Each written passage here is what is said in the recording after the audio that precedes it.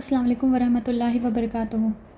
آج کے اس ویڈیو میں ہم جانیں گے دعا مانگنے کا بہترین طریقہ اور اللہ تعالیٰ کے اسم اعظم اسماء حسنہ اور صفاتی نام کو وسیلہ بنانے کا طریقہ۔ تو یہ جان لیں کہ ہمیں سب سے پہلے اگر اللہ تعالیٰ سے دعا مانگنی ہو تو سب سے پہلے ہم ایک تازہ وضو بنا لیں، اچھی سی خوبصورت سی وضو بنا لیں اور قبلہ رخ کر کے بیٹھ جائیں اور اللہ تعالیٰ کے سامنے اپنے ہاتھ کو اٹھا لیں اور اللہ تعالیٰ سے سب سے پہلے اس کی حمد و ثنا کریں، اللہ تعالیٰ کی خوب تعریف بیان کریں، کیونکہ بے شک اللہ تعالیٰ کے سوا کوئی بھی تعریف کے لائق نہیں ہے۔ اس کے بعد اللہ تعالیٰ کے صفاتی نام اسماء حسنہ اور اسم اعظم کا وسیلہ لگائیں،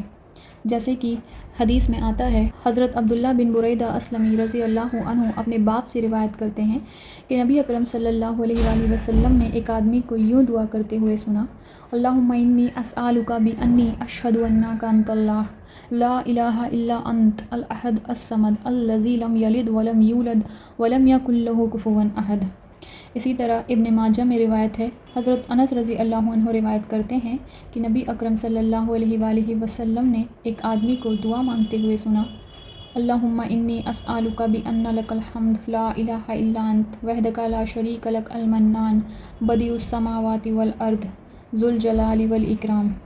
ان دونوں موقع پر جب نبی پاک صلی اللہ علیہ وآلہ وسلم نے اسم اعظم کے واسطے سے دعا مانگتے ہوئے سنا تو فرمایا کہ قسم ہے اس ذات کی جس کے قبضے میں میری جان ہے، اس آدمی نے اسم اعظم کے وسیلے سے دعا مانگی ہے اور اسم اعظم کے وسیلے سے جب بھی دعا مانگی جائے قبول کی جاتی ہے، اور جب اللہ تعالیٰ سے کوئی سوال کیا جائے تو پورا کیا جاتا ہے۔ تو یاد رکھیں کہ اپنے دعاؤں میں سب سے پہلے اللہ تعالیٰ کی حمد و ثنا بیان کریں، خوب تعریف بیان کریں اللہ تعالیٰ کی، اور اس کے بعد اسماء حسنہ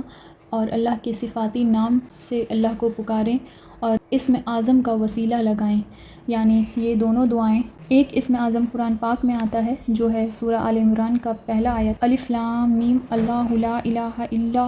هو الحی القیوم،